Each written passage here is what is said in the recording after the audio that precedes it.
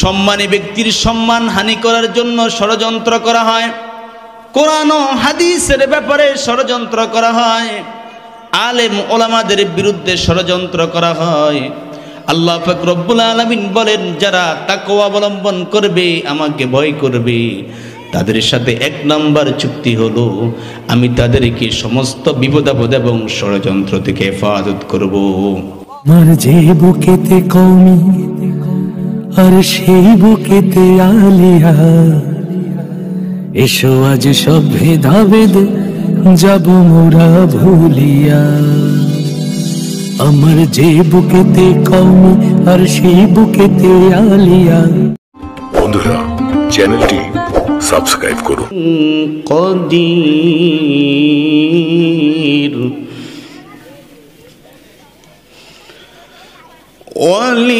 ওয়ালিল্লাহি মুলকুস সামাওয়াতি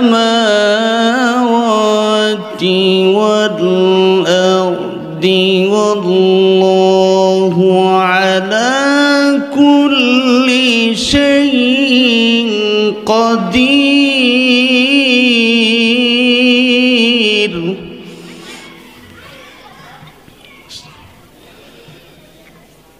ইন্না ফি খালকিস সামাওয়াতি ওয়াল আরদি ওয়াখতিলাফিল লাইলি ওয়ান নাহার واختلاف الليل والنهار لآيات لأولي الألباب.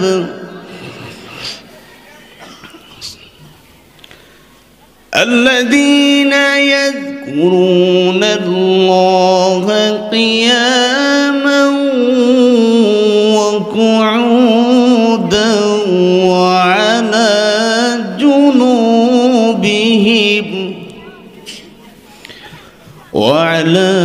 جنوبهم ويتفكرون في خلق السماوات والأرض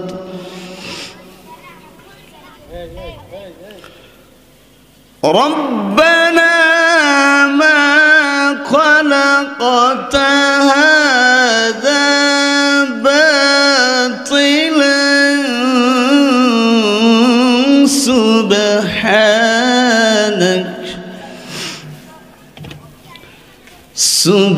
سبحانك فقنا عذاب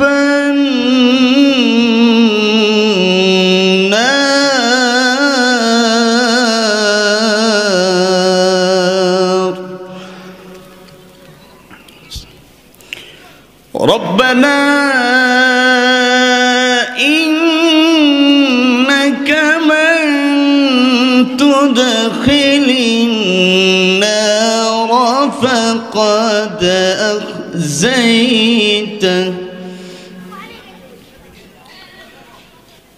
فقد أخزيته وما للظالمين من أنصار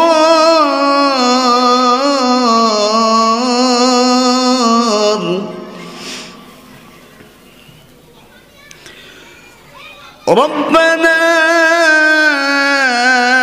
إننا سمعنا مناديا ينادي للإيمان ربنا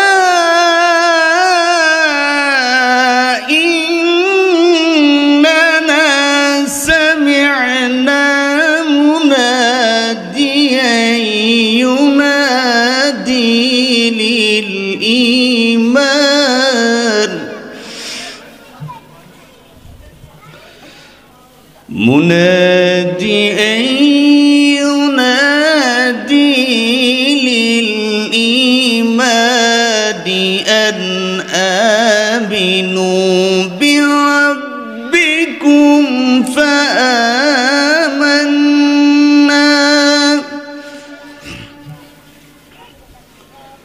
ربنا فاغفر لنا ذنوبنا وكفر عنا سيئاتنا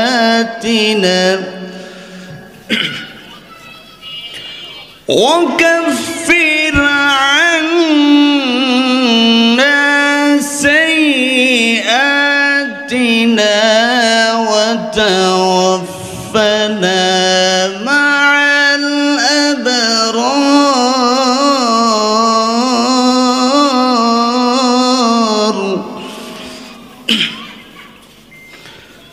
وقال تعالى يا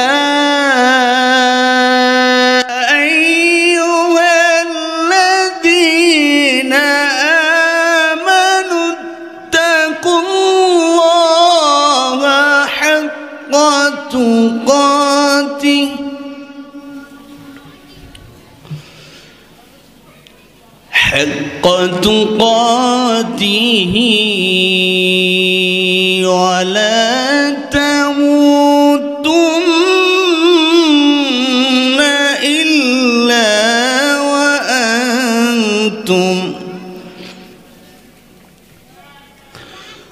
ولا تموتن إلا وأنتم مسلمون.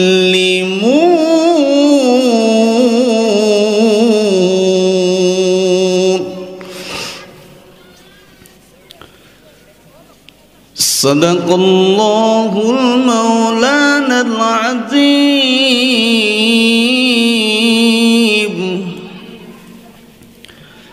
وصدق رسوله. আল্লাহর পক্ষ থেকে নিষেধিত কাজকে ঘৃণা করে ছেড়ে দেওয়া, এটার নাম হলো তাকওয়া। পুরো কোরআনুল কারীমের মধ্যে 16 জায়গাতে আল্লাহ তাআলা তাকওয়া শব্দ ব্যবহার করেছেন।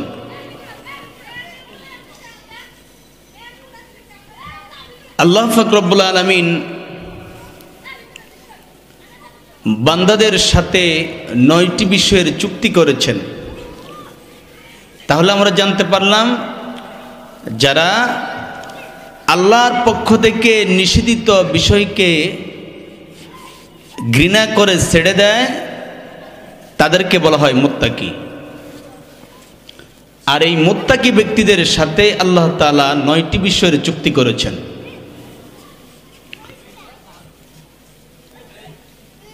পৃথিবীর বাবা সন্তানের সঙ্গে চুক্তি করলে ভঙ্গ করতে পারে, মাতার সন্তানের সাথে চুক্তি করলে ভঙ্গ করতে পারে, জনগণের সাথে মেম্বার চুক্তি করলে ভঙ্গ করতে পারে, দেশের প্রধানমন্ত্রী তার জনগণের সাথে চুক্তি করলে ভঙ্গ করতে পারে। আর এমন মহান রব্বে কারীম আমাদের সাথে চুক্তি করেছেন যা কখনো ভঙ্গ হওয়ার মতো নয়। পুরো পৃথিবীতে দেখেন, যার সাথে যার ওয়াদা হয়, চুক্তি হয়, সুযোগ পেলে ভঙ্গ করবে। কিন্তু রব্বে কারীম তার বান্দার সাথে যে চুক্তি করেন, যে ওয়াদা করেছেন, এটা পুঙ্খানুপুঙ্খানুভাবে আল্লাহ তাআলা হক আদায় করবেন। তাই আল্লাহ পাক রব্বুল আলামিন মুত্তাকিন ব্যক্তিদের সাথে 9টি বিষয়ের চুক্তি করেছেন। আল্লাহ পাক রব্বুল আলামিন যেই 9টি বিষয়ের চুক্তি করেছেন তার মধ্যে একটা হলো, আল্লাহ বলেন যারা আমাকে ভালোবেসে আমাকে ভয় করবে, ফরজগার হবে, তাদের সাথে আমার 1 নম্বর চুক্তি হলো আমি তাদেরকে সমস্ত বিপদ আপদ এবং বালা মুসিবত থেকে হেফাজত করব। বলে সুবহানাল্লাহ। আপনি একটু আগে বসতে বলো, হ্যাঁ পিছনে। আল্লাহ পাক রব্বুল আলামিন সূরা আলে ইমরানের 120 নম্বর আয়াতে রব্বে কারীম ইরশাদ করেন, ওয়া ইন তাসবিরু ওয়া তাত্তাকু লা ইয়াদুররুকুম কাইদুহুম শাইআ ওয়াল্লাহু বিমা ইয়া'মালুনা মুহীত।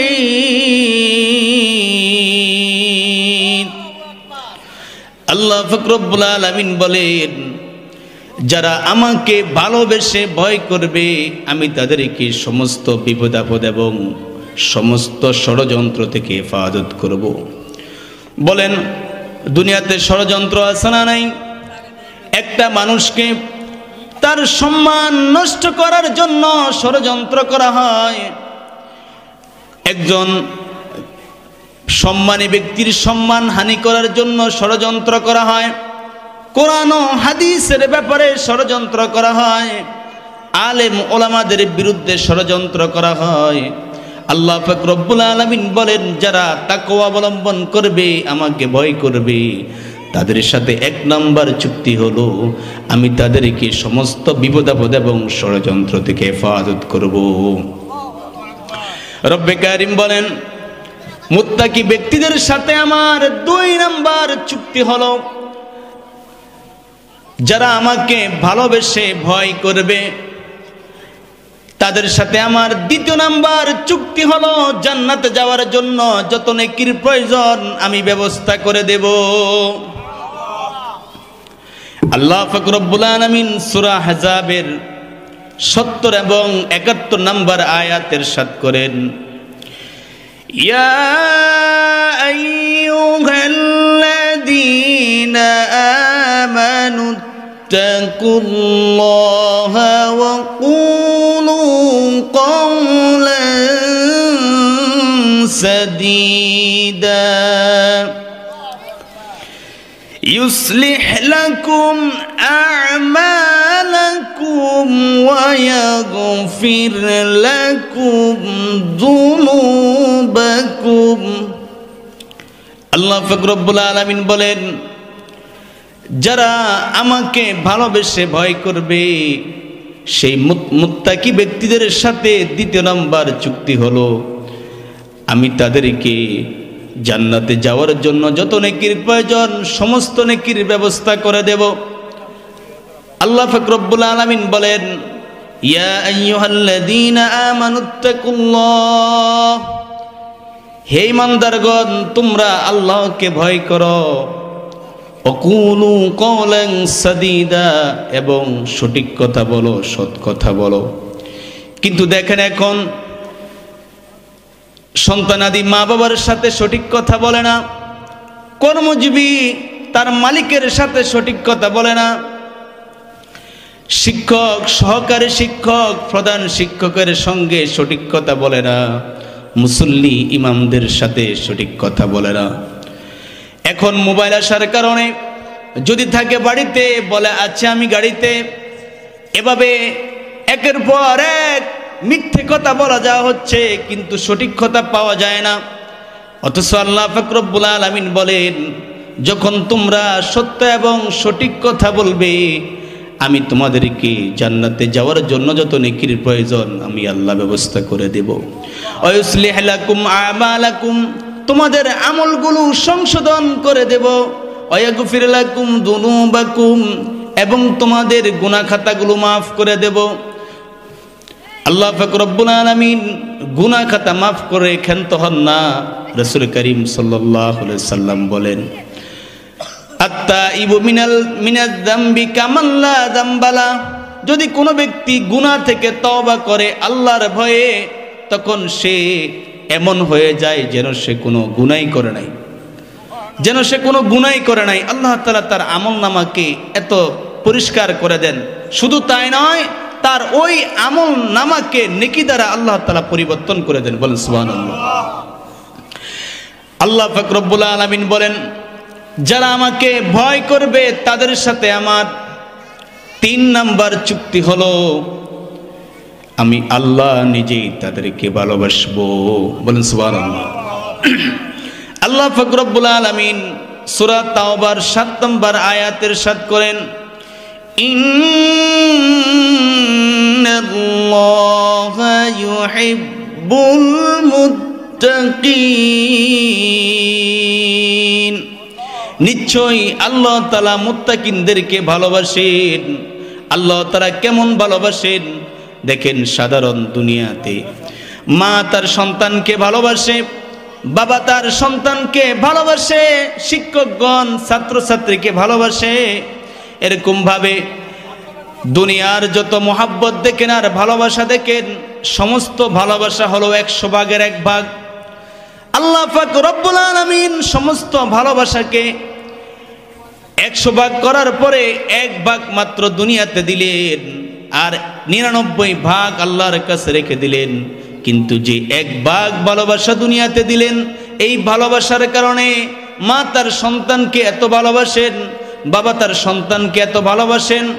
অবৈধ সম্পর্কের কারণে প্রেমিক প্রেমিকার জন্য একে অপরের জন্য জীবন দিতে প্রস্তুত, এবং মা তার সন্তানের জন্য জীবন দিয়ে দিতে প্রস্তুত। আল্লাহ পাক রব্বুল আলামিন সেই 100 ভাগের 1 ভাগ ভালোবাসা দেওয়াতে আল্লাহ পাক রব্বুল আলামিন মায়ের মনে এত ভালোবাসা দিলেন, এত দয়া দিলেন। যখন কোনো সন্তান মারা যায়, সন্তান মারা যাওয়ার পরে সন্তানের লাশের পিছনে পিছনে বাবা কবর দিয়ে সেখান থেকে আবার ফিরে আসতে পারবে, কিন্তু কোনো মায়ের জন্য সন্তানের লাশের পিছনে পিছনে যাওয়া জায়েজ নাই। এই জন্য জায়েজ নাই, যখন সন্তানকে কবরে রাখা হবে তখন মাও সন্তানের সঙ্গে সঙ্গে কবরে শুয়ে যাবে। আর কবরে শুয়ে যায় গ্রামবাসীকে বলবে, ও গ্রামবাসী, তোমরা আমার সন্তানের সঙ্গে সঙ্গে আমাকেও কবরে শুয়ে দাও। আমার মানিককে কবরে রাখা হবে, আমি কিভাবে বাড়িতে যাব? আমি আমার সন্তানের সাথে কবরে থেকে যাব। এই জন্য মায়ের মনে এত ভালোবাসা দিছেন কে বলেন? মায়ের মনে এত ভালোবাসা যে আল্লাহ দিলেন, ওই আল্লাহর কাছে তো 99 ভাগ ভালোবাসা থেকে গেল। ওই আল্লাহ তার বান্দাকে কত ভালোবাসেন। ও যুবক ভাই, যখন তুমি গুনাহ করো আল্লাহ তোমাকে কি বলে ডাকে শুনবানি? আল্লাহ পাক রব্বুল আলামিন বান্দাকে ডেকে ডেকে কি বলে শুনবানি?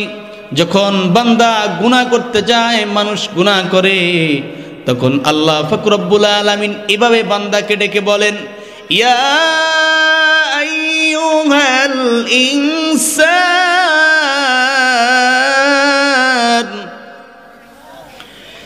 ইয়া আইয়ুহাল ইনসান মা গররাকা বিরাব্বিকাল কারীম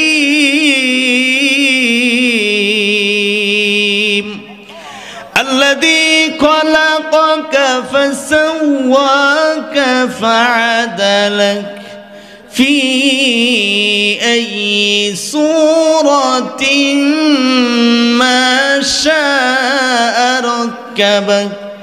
আল্লাহ পাক রব্বুল আলামিন বান্দাকে ডেকে বলেন, ও মানুষ সকল, হে মানুষ সকল, কোন জিনিস তোমাকে রব্বে কারিম থেকে ধোকাই পড়লো? আমি না তোমাকে সুন্দর অবয়বে সৃষ্টি করলাম, আমি না তোমাকে সুন্দর একটা চেহারা দিলাম? তুমি কি দেখো না তোমার চেহারার মধ্যে কত সুন্দর নেয়ামত আমি ফিট করে দিয়েছি? কত সুন্দর চক্ষু দিলাম, কত সুন্দর কান দিলাম, কত সুন্দর নাক দিলাম। তোমার নাকটা যদি সামনে না দিয়ে এভাবে উপর দিক দিয়ে দিতাম, যখন তুমি বৃষ্টি দিয়ে হাঁটতে পানিগুলো নাকে দিয়ে ঢুকে যেত, তোমার কষ্ট হতো। এরকম ভাবে তোমার মুখটা যদি সামনের দিক না দিয়ে যদি পিছন দিক দিয়ে দিতাম, তোমার কত না সমস্যা হতো, দেখতে বিশ্রী দেখা যেত। আমি না তোমাকে কত সুন্দর অবয়বে সৃষ্টি করলাম? আমি আল্লাহ না তোমাকে কি সুন্দর দেহদান করলাম, আমার নেয়ামতগুলো ফিট করে দিলাম?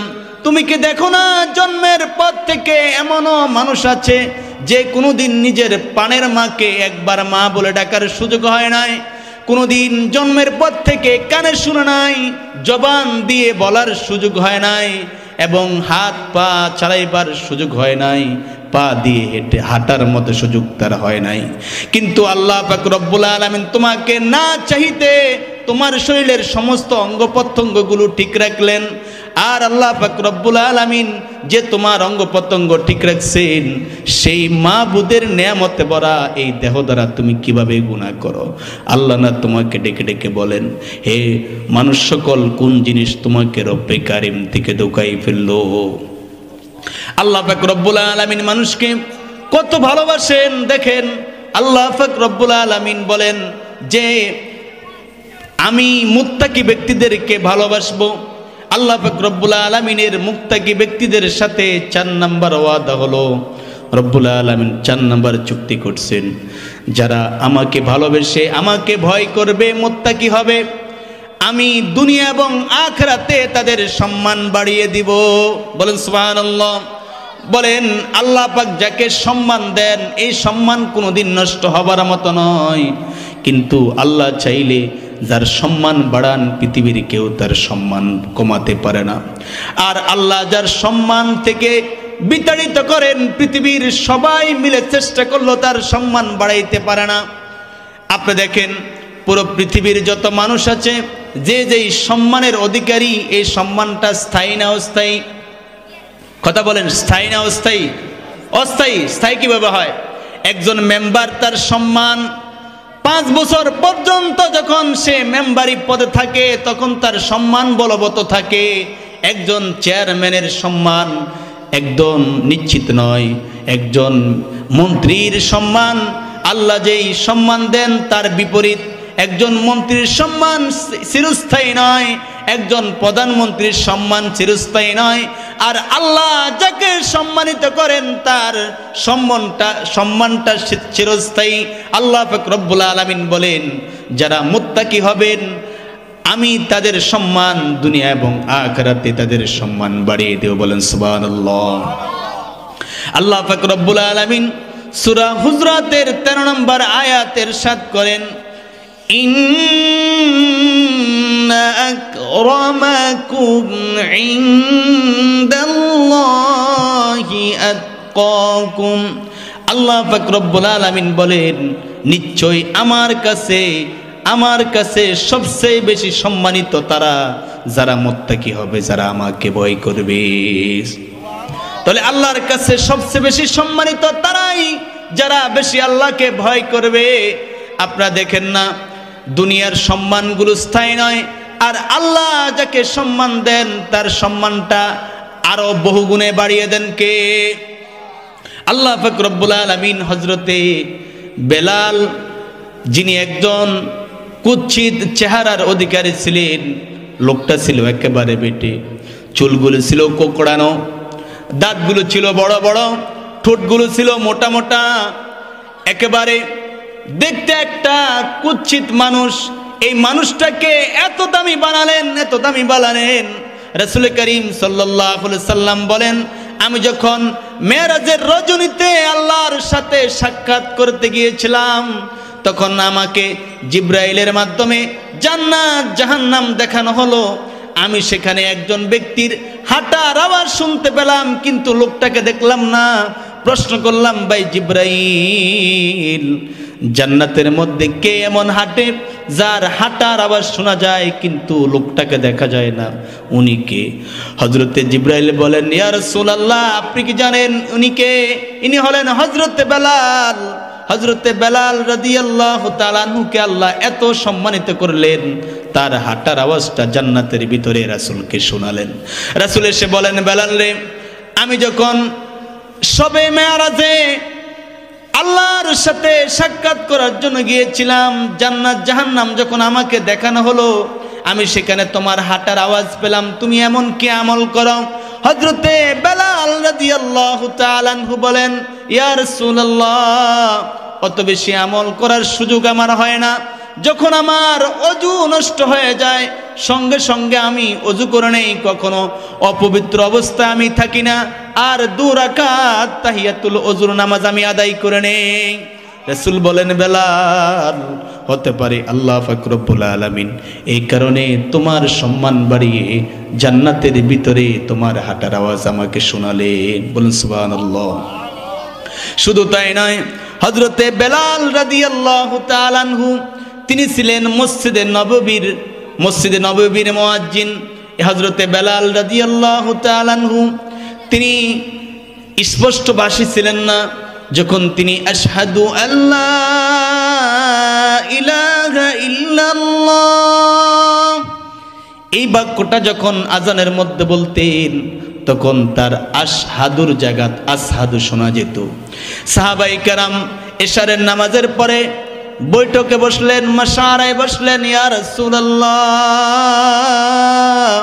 মসজিদে নববীর মুয়াজ্জিন তো হবে সুন্দর কণ্ঠের অধিকারী, সুঠাম দেহের অধিকারী, সুবর্ষ সুউচ্চ বংশের অধিকারী, সুন্দর চেহারার অধিকারী, সুন্দর কণ্ঠের অধিকারী। কিন্তু হযরতে বেলাল রাদিয়াল্লাহু তাআলা আনহুর জবানে যখন আজান তিনি দেন, তখন তার শব্দগুলো স্পষ্ট বোঝা যায়। মানুষটা দেখতে এত সুন্দর নয়, উচ্চ বংশের লোক নয়। আমরা চাচ্ছি মসজিদ নববীর জন্য এমন একজন মুয়াজ্জিন নির্ধারণ করা হোক, যে মুয়াজ্জিনের কণ্ঠ হবে খুবই সুন্দর, এরকম বংশ হবে খুবই ভালো, দেখতে খুবই সুন্দর। তখন সবাই মিলে সিদ্ধান্ত ক্রমে হযরতে আব্দুর রহমান ইবনে আউফকে নতুন মুয়াজ্জিন নির্ধারণ করা হয়। নতুন মুয়াজ্জিন নির্ধারণ করার পরে হযরতে বেলাল রাদিয়াল্লাহু তাআলা আনহু তিনি বাড়িতে চলে গিয়ে এশার পরে বাড়িতে গিয়ে তিনি সেজদায় পড়ে রইলেন। সেজদায় পড়ে পড়ে কাঁদেন, রব্বে কারীম, আমার চেহারাটা যে কুৎসিত, এই চেহারাটা তো আমি বানাই নাই, তুমি বানাইছো। আমার দাঁতগুলো যে লম্বা লম্বা, এটা তুমি বানাইছো। আমার ঠোঁটগুলো যে মোটা মোটা, এটা তুমি বানাইছো। চুলগুলো যে কুকড়ানো, এটা তুমি বানাইছো। আমাকে যে বেটে করে কালো করে কুৎসিত করে বানালে, তুমি বানাইলা। আজকে আমার এই দোষগুলো থাকার কারণে মসজিদে নববীর মুয়াজ্জিন থেকে আমাকে বাদ দেওয়া হলো। ও আল্লাহ, এখানে তো আমার কোনো দোষ নেই। হযরতে বেলাল রাদিয়াল্লাহু তাআলা আনহু সিজদায় পড়ে পড়ে কাঁদতেছেন। এদিকে দেখতে দেখতে ফজরের আজানের সময় হয়ে গেল। যখন ফজরের আজানের সময় হলো, মসজিদে নববীর নতুন মুয়াজ্জিন আব্দুর রহমান ইবনে আউফ সুন্দর সুমধুর কণ্ঠে মসজিদে নববীতে ফজরে আজান দিলেন। ফজরে আজান দেওয়ার পরে সাহাবায়ে কেরাম লক্ষ্য করতেছেন, অন্যদিন যেভাবে আজান দেওয়ার পরে চতুর্দিকে ফাকির কিসির মিসির আওয়াজ, এভাবে মানুষের মসজিদ দিকে ছুটে আসা, এরকম ভাবে পৃথিবীর নিজাম এবং পৃথিবীর আলো আস্তে আস্তে অন্ধকার থেকে আলো হতো। কিন্তু আজকে আর অন্ধকার থেকে আলো হয় না, ফাকির কিসিমিসের আওয়াজ শোনা যায় না, মানুষগুলো মসজিদ দিকে আসতেছে না। এখন এই মুহূর্তে তারা চিন্তায় পড়ে গেলেন, ঘটনা কি হলো আজ? আল্লাহ পাক রব্বুল আলামিন জিবরাইল আমিনকে বলেন, জিবরাইল, আজকে কি মসজিদে নববীতে আজান হবে না? ফজরে আজান কেন হলো না? যাও। হযরতে জিবরাইল এসে বলে, ইয়া রাসূলুল্লাহ, আল্লাহ জানতে চাইলেন, আল্লাহ তো সবকিছু দেখেন, তারপরও আল্লাহ তাআলা বোঝার জন্য হযরতে জিবরাইল আমিনকে বললেন, যাও রাসূলকে জিজ্ঞেস করো। হযরতে জিবরাইল আমিন বলতেছেন, ইয়া রাসূলুল্লাহ, মসজিদে নববীতে কি আজকে ফজরের আজান হয় নাই? রাসূল বলেন, মসজিদে নববীর নতুন মুয়াজ্জিন নির্ধারণ করা হয়েছে। আব্দুর রহমান ইবনে আউফ সুন্দর কণ্ঠে মসজিদ নববীতে ফজর আজান দিয়েছেন। হযরতে জিবরাইল আমিন বলেন, ইয়া রাসূলুল্লাহ, নতুন মুয়াজ্জিন আজান দিয়েছে ঠিক, কিন্তু এই আওয়াজ আরশ আজিম পর্যন্ত যায় নাই। যে মসজিদ নববীর আজান হওয়ার পরে আরশ আজিমে এরকম ভাবে ফেরেশতারা ইবাদতে মগ্ন হয়, আজকে আজান মসজিদ নববীর পর্যন্ত পৌঁছে নাই। ও রাসূল, আল্লাহ পাক রব্বুল আলামিন জানতে চাইলেন, মসজিদ নববীর আজান আরশ মুআল্লা পর্যন্ত পৌঁছে নাই।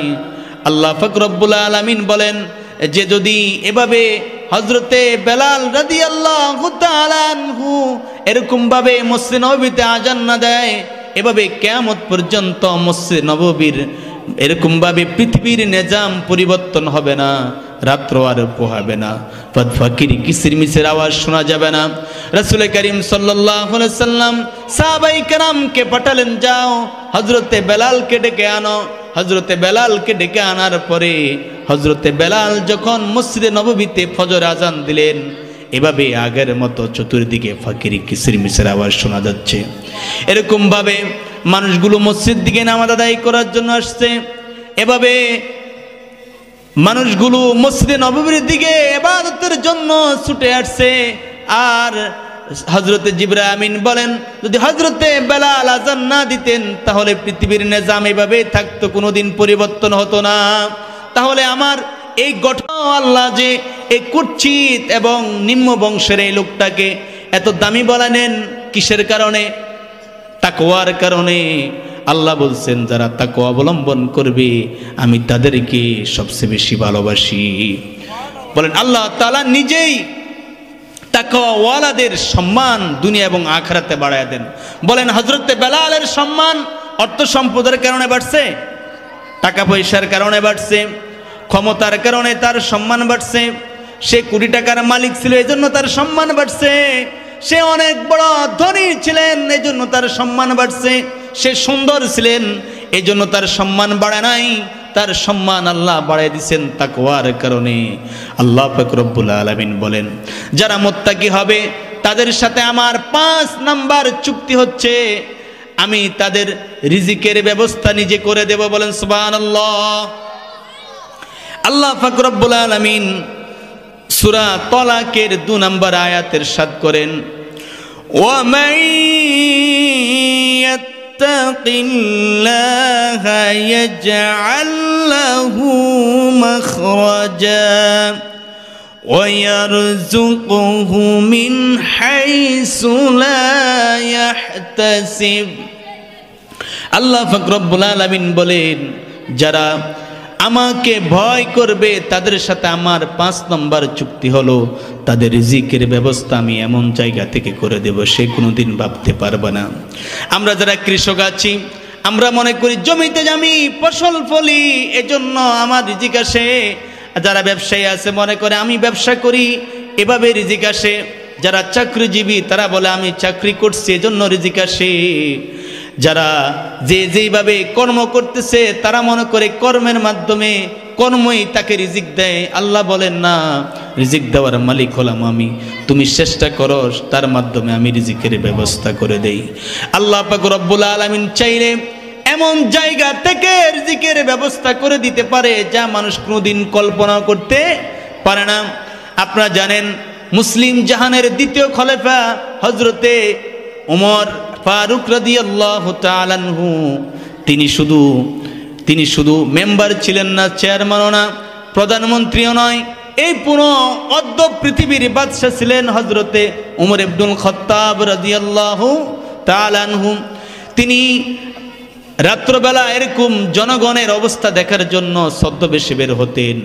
কিন্তু দেখেন আমাদের সমাজে সাধারণ একজন মেম্বার হলে সে জনগণের এত বেশি খোঁজ খবর নেওয়ার সুযোগ হয় না, সময়ও থাকে না তার কাছে।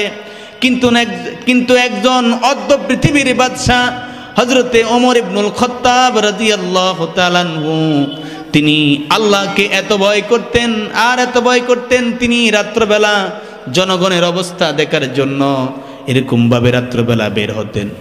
হযরত ওমর ফারুক একদিন রাত্রবেলা বের হয়ে একটা পাহাড়ি অঞ্চলে একটা কুড়েঘরের পাশে দিয়ে যাচ্ছিলেন। এমন সময় ঘর থেকে আওয়াজ আসছে, একজন দুধ বিক্রেতা মা তার মেয়েকে, যুবতী মেয়েকে বলছেন, মা তুমি দুধের সাথে কিছু পানি মেশাও, কারণ আমাদের গাভীতে দুধ আজকে কম দিয়েছে, যদি পানি মিশানো যায় তাহলে পানি মিশানো গেলে দুধ বাড়তি হবে, এটা বিক্রি করে আমাদের কোনো রকম চলা হবে, দুধের সাথে একটু পানি মিশিয়ে দাও।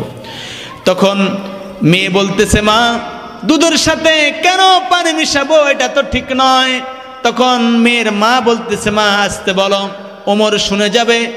তখন মেয়ে বলে, ওই যুবতী মেয়ে তার মাকে বলে, মা তুমি ওমর শুনবে এই কথাই ভয় পাচ্ছ, তুমি কি জানো না যে আল্লাহ ওমরকে বানালেন, যে আল্লাহ আমাকে আপনাকে বানালেন, ওই আল্লাহ তো আরশ আজিম থেকে দেখতেছেন, তুমি সেই ভয় করো। অথচ আল্লাহ তাআলা আমাদেরকে দুনিয়াতে যত যা কিছু পাঠিয়েছেন আমাদের মাধ্যমে, এটা মানুষের উপকারের জন্য, ক্ষতি করার জন্য নয়। আল্লাহ পাক রব্বুল আলামিন যেই দুধ দহন, যেই গাভী থেকে দুধের ব্যবস্থা করছেন, এটা মানুষের লাভের জন্য না ক্ষতির জন্য। এখন দুধের সাথে পানি মিশালে এটা ওরকম লাভ হবে না, মানুষের বরঞ্চ ক্ষতি হবে। ও মা, তুমি কেন একটা ভালো জিনিসের সাথে খারাপ জিনিসকে কেন মিশাবে? অথচ আল্লাহ বলেছেন ওয়ালা তালবিসুল হক বিল বাতিল, তোমরা হককে বাতিলের সাথে মিশাও না। কিন্তু আমি পানিকে কেন দুধের সাথে মিশাবো? হযরতে ওমর ফারুক রাদিয়াল্লাহু তাআলা আনহু ঘরের পাশে দাঁড়িয়ে দাঁড়িয়ে মা মেয়ের কথাগুলো শুনতেছেন। এরকম ভাবে মেয়ে আবার মাকে বলতেছে, মা, আল্লাহ তো আমাকে আপনাকে দুনিয়ায় পাঠালেন মানুষের উপকারের জন্য। তুমি তো মনে করো পৃথিবীর কেউ দেখে না, এখন তুমি আর আমি এই সময় দুধের সাথে পানি মিশালে কে আর দেখবে? কিন্তু আপনি কি জানেন, যখন মানুষ কোনো কাজ করে পৃথিবীর কেউ দেখুক বা না দেখুক, আল্লাহ তাআলা আরশ আজিম থেকে কিন্তু দেখতেছেন। এক কবি বলেন, জু করতা হায় তু চুপ কর আহলে জাহাঁ সে, কোই দেখতা হায় তুঝে আসমাঁ সে। তুমি যাহা কিছু করো মানুষের চোখের আড়ালে, মনে করো পৃথিবীর কেউ তোমাকে দেখে না, কিন্তু আল্লাহ পাক রব্বুল আলামিন তোমাকে আরশ আজিম থেকে দেখতেছেন। বলেন, আল্লাহকে দেখেন কি দেখেন না? তুমি মনে করো কেউ তোমাকে দেখে না, কিন্তু যেখানে কেউ দেখে না সেখানে দেখেন কে? আর জোরে বলেন, যেখানে কেউ দেখে না সেখানে দেখেন কে? আল্লাহ পাক রব্বুল আলামিন সবকিছু আরশ আজিম থেকে দেখতেছেন। একবার এক পীর সাহেব তার মুরিদদেরকে পরীক্ষা করার জন্য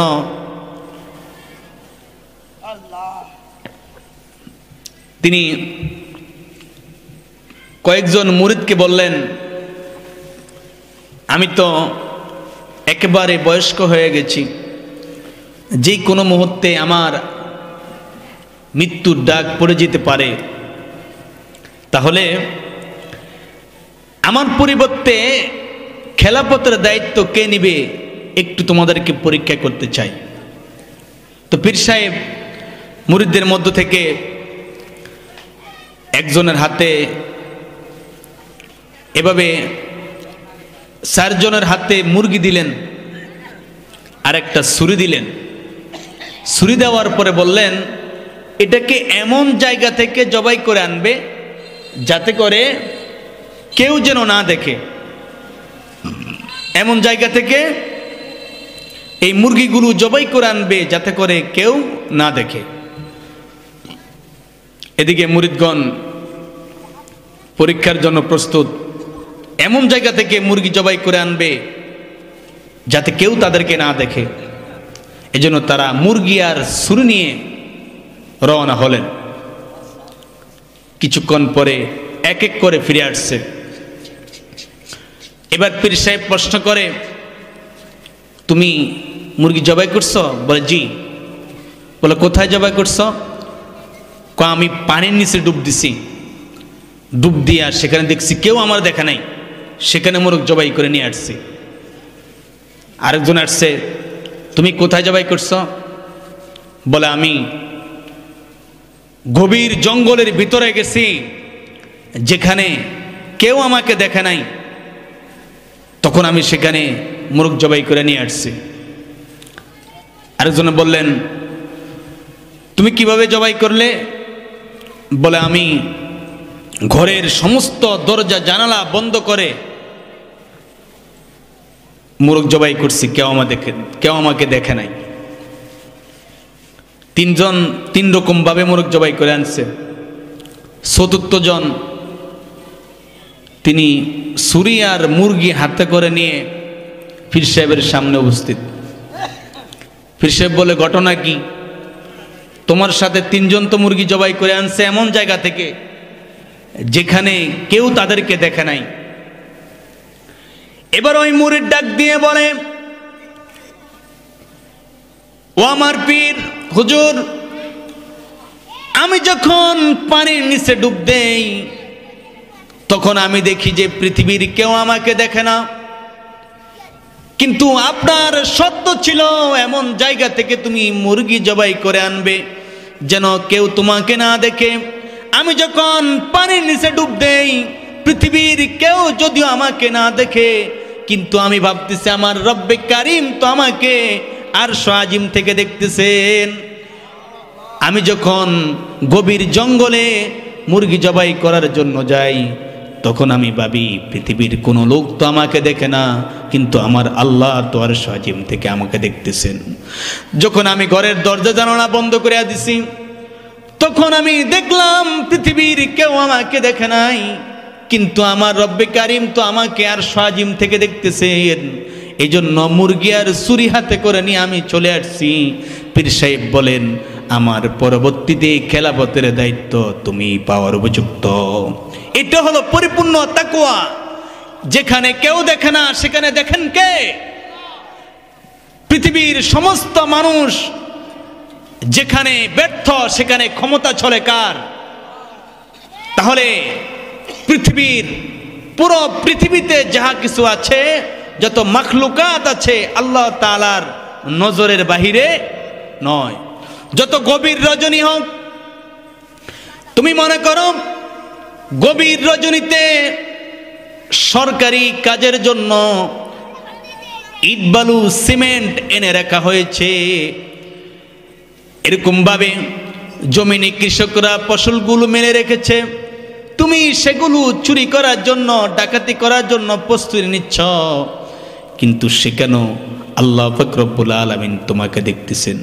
পৃথিবীর কেউ তোমাকে না দেখলো, সেখানে আল্লাহ তোমাকে দেখতেছেন। আর আল্লাহ তাআলা অন্তরের বিষয়ও জানেন।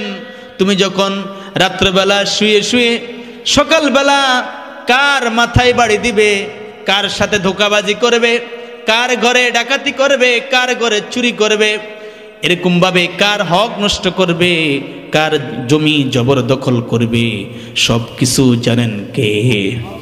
আল্লাহ তাআলা সব কিছু জানেন।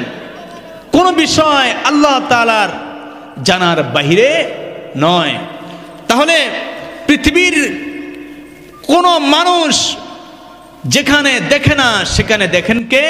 আল্লাহ। তো আল্লাহ পাক রব্বুল আলামিন মুত্তাকি ব্যক্তিদের সাথে 5 নম্বর যেই চুক্তি করেছেন, সেখানে হযরতে ওমর ফারুক রাদিয়াল্লাহু তাআলা আনহুর ঘটনা বলছিলাম। তিনি ওই কুড়োঘরের পাশে ওই যুবতী মেয়ে এবং মায়ের কথা শুনতেছিলেন। মেয়েটা মাকে বুঝাচ্ছেন, মা, হযরতে ওমর ফারুক রাদিয়াল্লাহু তাআলা আনহুর ভয়ে তুমি আমাকে চুপ করার জন্য বলছো। হযরত ওমর ফারুক না দেখলো, আমাদেরকে তো আল্লাহ দেখছেন, আল্লাহর ভয়ে তুমি দুধের সাথে পানি মিশানো বন্ধ করো। এটা আমার দ্বারা কখনো সম্ভব হবে না, আমি দুধের সাথে পানি মিশাতে পারবো না। হযরত ওমর ফারুক রাদিয়াল্লাহু তাআলা আনহু জনগণের অবস্থা অবলোকন করার পরে যখন সকালবেলা বাড়িতে আসলেন, আসার পরে তার ছেলে হযরতে ওমর ইবনে আব্দুল আজিজ তাকে বলতেছেন, বাবা, তোমার জন্য এতদিন পর্যন্ত আমি উপযুক্ত পাত্রী পাই নাই, আজকে আমার একজন পাত্রী আমার জানা মতো পছন্দ হয়েছে। যদি ওই পাত্রীর সাথে তোমার বিবাহের ব্যবস্থা করি, তুমি কি বলবে? তুমি রাজি আছো কিনা? হযরতে ওমর ফারুকের ছেলে বলছেন, ওমর ইবনে আব্দুল আজিজ, বাবা, তুমি হলে মুসলিম জাহানের দ্বিতীয় খলিফা। রাসূল করিম সাল্লাল্লাহু আলাইহি সাল্লাম বলেছেন, যদি আল্লাহ রাসূলের পরে আল্লাহ তাআলা অন্য কাউকে নবী বানাতেন, তাহলে হযরত ওমরকে নবী হিসাবে নবী বানাইতেন। আর তুমি হলে পুরা কুল কায়নাতের সমস্ত মানুষের বীর, যে মুসলমান হওয়ার সাথে সাথে মানুষগুলো প্রকাশ্যে আজান দেওয়ার সুযোগ হয়েছে, প্রকাশ্যে ইবাদতের সুযোগ হয়েছে। রাসূল করিম সাল্লাল্লাহু আলাইহি সাল্লাম তোমার জন্য দোয়া করেছে, আর তুমি হলেন রাসূলের দোয়ার ফসল। আপনাকে জানেন হযরত ওমরকে, তিনি এমন একজন সাহাবী, একদিন হযরত রাসূল করিম সাল্লাল্লাহু আলাইহি সাল্লাম হযরতে আয়েশা সিদ্দিকা রাদিয়াল্লাহু তাআলা আনহাকে নিয়ে এরকম পূর্ণিমার রাতে এভাবে রাত্রেবেলা বসে আছেন। হযরতে আয়েশা সিদ্দিকা রাদিয়াল্লাহু তাআলা আনহা তিনি আকাশের দিকে এভাবে আঙ্গুল ইশারা করে করে গুনতেছেন, তারকা গণে 1 2 3 এভাবে তারকাগুলো গুনতেছেন। রাসূল করিম সাল্লাল্লাহু আলাইহি সাল্লাম বলেন, আয়েশা রে তুমি কি করো? আয়েশা বলেন, আমি তারকা গুনতেছি। বলে, আকাশের তারকাগুলো কোনোদিন গুনে তুমি শেষ করতে পারবে না।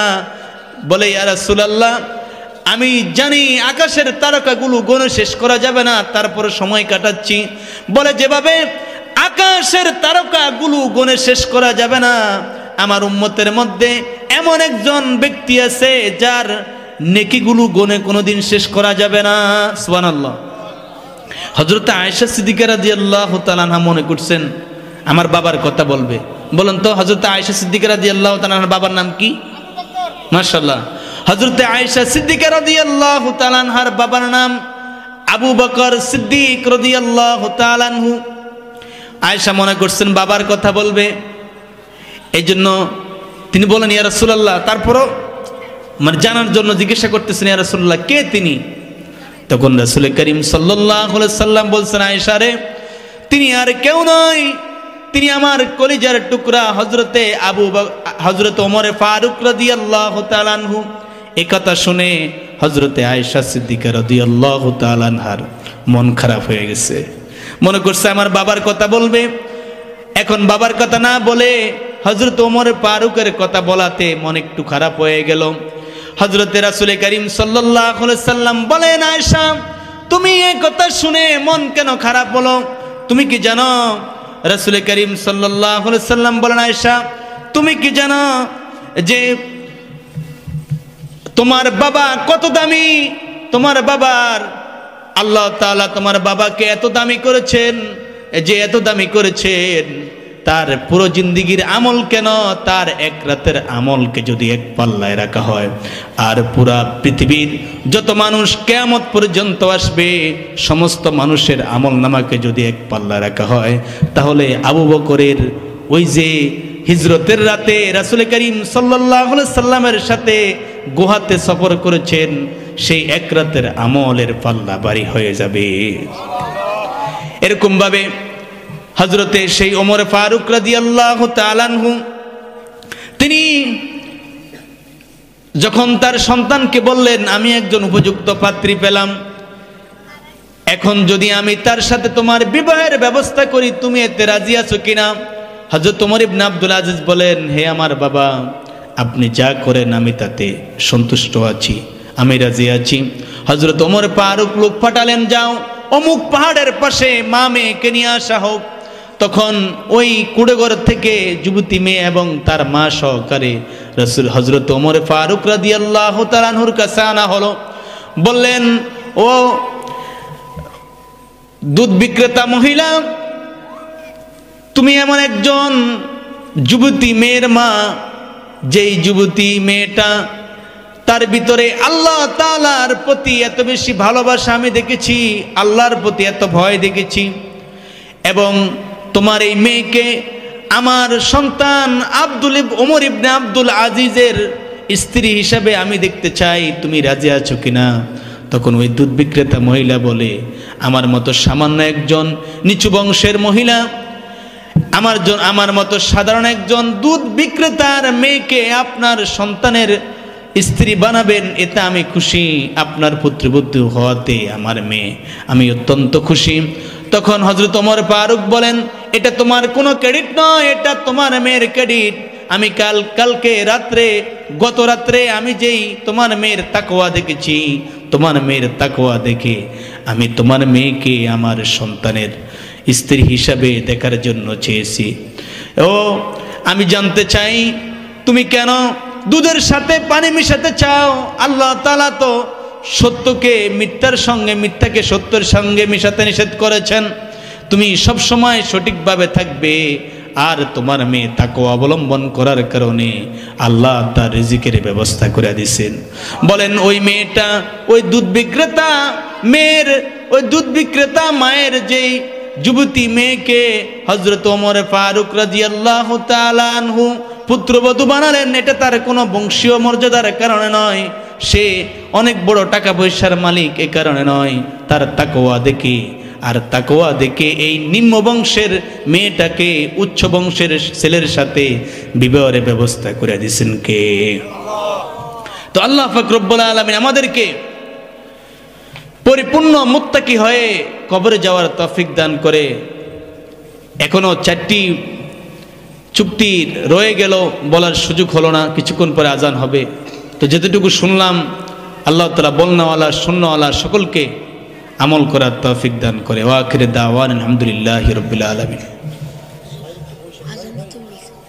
এই সময় আজান দিতে পারবো, বলার অবস্থা শেষ।